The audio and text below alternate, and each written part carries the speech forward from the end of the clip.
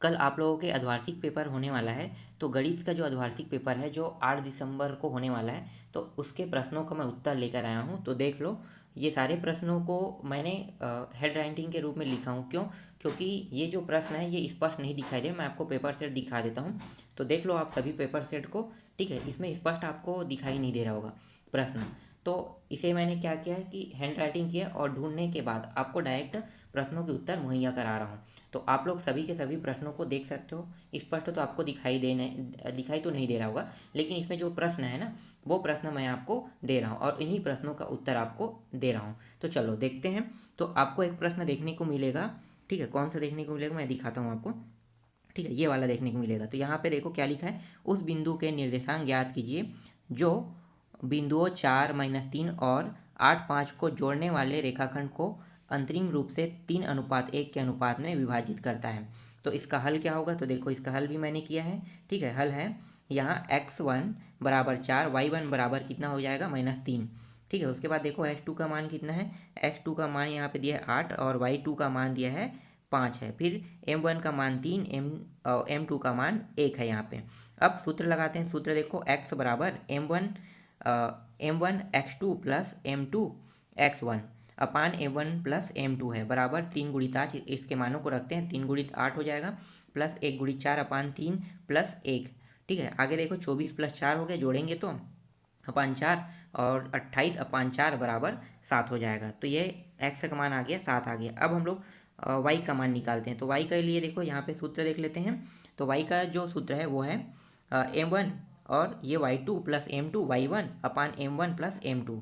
अब इसी तरह से देखो m1 m2 y1 और y2 के मान को हम रख दिए यहाँ पे। तो रख के जैसे ही हम हल करते हैं तो यहाँ पे देखो टोटल हल करने के बाद काट फिट करने के बाद y का मान आ रहा है यहाँ पे 3 आ रहा है। अतः अभिष्ट बिंदुओं के निर्देशांक 7 और 3 होंगे।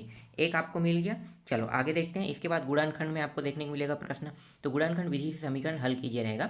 तो यहाँ पे √2x² प्लस 7x प्लस 5 √2 बराबर 0 को हल करना है। किसमें? मतलब गुणनखंड करना है इसका। तो देखो गुणनखंड मैंने किया है। तो √2x² प्लस 7x प्लस 5 √2 दिया है बराबर 0। तो गुणनखंड करते हैं। देखो 2√2x² plus 5x plus 2x plus 5 √2 बराबर 0। तो देखो यहाँ पे पूरा पूरा मैंने गुणनखंड किया है। गुणनखंड करने के बाद देखो x बराबर कितना है, -5 अपान करनी 2 आया है और x बराबर -2 प्राप्त हुआ है। तो गुणनखंड इसका निकल गया। ये भी प्रश्न आपको देखने को मिलेगा।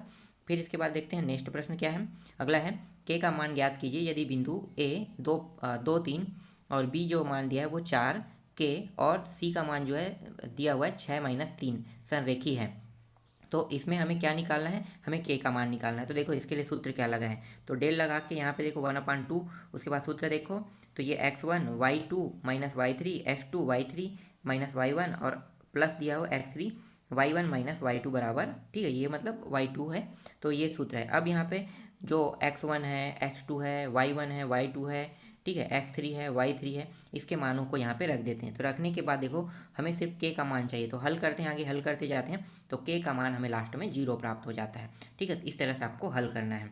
आगे देखो अगला प्रश्न आपको देखने को मिलेगा, 3 अंकों की कितनी संख्या 3 से अभाज्य है। तो अभाज्य बताना है, यहाँ पे आप ध्यान देना। ठीक है, 3 अंकों की कितनी संख्या 3 से अभाज्य है पूछा है। तो आपको अभाज्य बताना है, विभाज्य नहीं। तो पहले हम विभाज्य निकालेंगे तभी क्या होगा, अभाज्य। तो यहाँ पे देखो मैंने लिखा है 100, 101, 102 से लेके 999। ठीक है, ये समांतर श्रेणी का क्वेश्चन है। तो 999 रहेगा।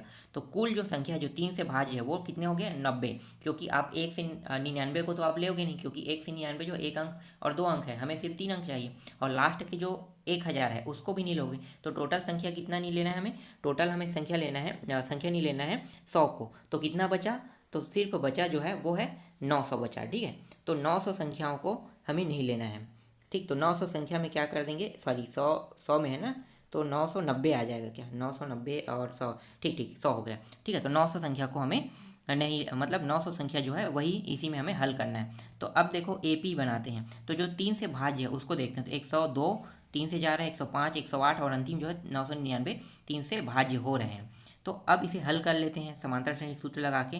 तो हमारे पास n का जो मान आ रहा है वो कितना आ रहा है, 300 आ रहा है। ठीक है, तो 300 जो संख्या है वो भाज्य हो सकता है। अब बचा कितना, तो बचा जो है 600। वो 600 संख्या जो है वो 3 से भाज्य नहीं है। तो इसे क्या करोगे, अभाज्य लोगे।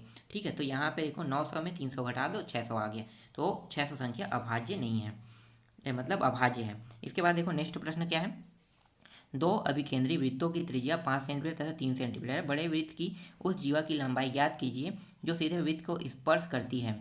तो यहाँ पे देखो प्रथम वृत्त की परिधि, ठीक है, 2πr1 बराबर 2π, और यहाँ पे प्रथम त्रिज्या जो था एक वृत्त का वो 5 था। इसी तरह देखो दूसरे के लिए भी हमने 3 लिखा है। ठीक है, दोनों हो गया। अब c का मान क्या हो, c1 प्लस c2, दोनों को जोड़ दो। तो जोड़ोगे तो देखो यहाँ पे 2π फिर 5 प्लस 2π 3, जोड़ेंगे तो दो, यहाँ पे 2π दोनों में तो भाई निकल गया, 5 प्लस 3 बचा। तो कितना हो जाएगा, 5 प्लस 3 8 हो जाएगा। वृत्त की त्रिज्या कितना आ गया, 8। और वृत्त का व्यास निकाल लेते हैं। तो व्यास होगा 2, मतलब त्रिज्या का 2 गुना होता है, तो कितना हो गया, 8 हो गया। तो ये आ गया 8 आ गया। अब यहाँ पे देखो 2 गुणित 8 आ रहा है, तो 16 हो गए। तो बड़े वृत्त, ठीक है, बड़े अगर नया एक वृत्त बन रहा है, ठीक है, बड़े वृत्त बन रहा है, तो उस बड़े वृत्त की उस जीवा की लंबाई क्या हो जाएगा, तो 16 सेंटीमीटर हो जाएगा। क्योंकि जो व्यास होता है वही क्या होता है, जीवा होता है। तो मतलब सबसे बड़े जीवा गिनता है, तो यही भी क्या होगा, 16 इसका आंसर हो जाएगा। इसके बाद देख लेते हैं अगला प्रश्न है। अगला प्रश्न आपको देखने को मिलेगा, यदि कोई रेखा त्रिभुज ए बी सी की भुजाओं ए बी और ए सी को क्रमशः डी और ई पर प्रतिच्छेद करे तथा भुजा बी सी के समांतर हो, तो सिद्ध कीजिए कि ए डी अपान ए बी बराबर ए ई अपान ए सी। ठीक है, दिया है यहाँ पे, तो देखो पूरा पूरा हल करना है आपको। तो डी ई समांतर है किसके, बी सी के। इसके बाद देखो जो सूत्र सिद्ध करना है, ए डी अपान डी बी दिया हुआ है बराबर ए ई अपान ई सी दिया है। तो आधार समानुपातिक प्रमेय लगाना है यहाँ पे। इसका मतलब क्या है, ये समांतर दर्शाने के लिए कहा गया। तो आप समांतर दर्शाना, फिर आगे देखो व्युत्क्रम विधि लगाना है, तो व्युत्क्रम वाला देख लो यहाँ पे लगा दिए गए। इसके बाद देखो आगे हल क्या है, आगे हल देखो यहाँ पे ये रहा। ठीक है, तो देख लो इसमें दोनों में एक एक जोड़ देंगे, दोनों पक्षों में एक जोड़ते हैं। तो जोड़ने के बाद देखो दोनों में क्या होगा, एक जोड़ने के बाद जो नीचे में ए डी है उसका गुणा कर देंगे, तो ऊपर चला गया, तो ऊपर में भी आ गया। उसी तरह ए का यहाँ पे हम गुणा कर देते हैं, तो दोनों पक्षों में क्या हो गया, एक एक का मतलब एक के साथ गुणा हो गया। उसके बाद देखो जो हमें सिद्ध करना था ये मान भी यहाँ पे आ गया। तो इस तरह से आपको हल करना है, तो ये भी सिद्ध हो गया। अब आगे देखते हैं नेक्स्ट प्रश्न को, और आपको क्या देखने को मिलेगा, तो उसके बाद देखने को मिलेगा यहाँ पे, यदि tan a बराबर cot b तो सिद्ध कीजिए कि a प्लस बी 90 अंश है। तो देख लो यहाँ पे इसके आंसर 2020 के सेट में आए हैं। ठीक है, तो tan a equal tan b, तो tan a बराबर tan 90 माइनस बीटा। ठीक है, इसके बाद देखो a का मान क्या होगा, 90 माइनस बीटा, तो a प्लस बी 90 अंश आ गए ये भी। और देख लेते हैं एक प्रश्न और है, तो साइन a बराबर 3/4 हो तो कॉस a और tan a का परिकलन कीजिए। ठीक है, तो यहाँ पे इसको भी हल करना है। तो देख लो आप, मान लीजिए कि त्रिभुज ए बी सी एक समकोण त्रिभुज है जिसमें कोण बी समकोण है। तो साइन ए का मान कितना है, 3/4 दिया हुआ है, तो साइन ए 3/4। ठीक है, तो बी सी सम्मुख भुजा है और ए सी कर्ण है। यहाँ पे चित्र भी आप देख सकते हो। ठीक है, जरूरत नहीं है उसकी। यहाँ पे यदि बी सी बराबर 3 हो तो ए सी बराबर कितना हो जाएगा, 4 हो जाएगा। अब पाइथागोरस प्रमेय लगा दो। पाइथागोरस प्रमेय लगाओगे तो आपको आसानी से मान निकल जाएगा। तो ए बी का मान कितना आया, ए बी का मान आ गया कर्णी 7 आ गया।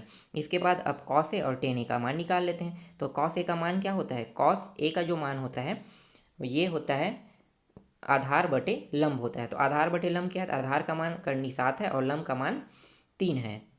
ठीक है, 4 है, कर्ण का मान 4 है, तो 7 कर्णी 4 आ गया। tan का मान निकाल लेते हैं, तो लंब बटे क्या होता है, आधार होता है, तो 3 बटे क्या हो जाएगा, कर्णी 7 हो जाएगा। तो ये रहा, मैंने आपको बहुत सारे प्रश्नों का उत्तर दे दिया है। तो आप लोग इसको अच्छे से तैयारी कर लो, क्योंकि ये प्रश्न कल आपको देखने को मिल सकता है।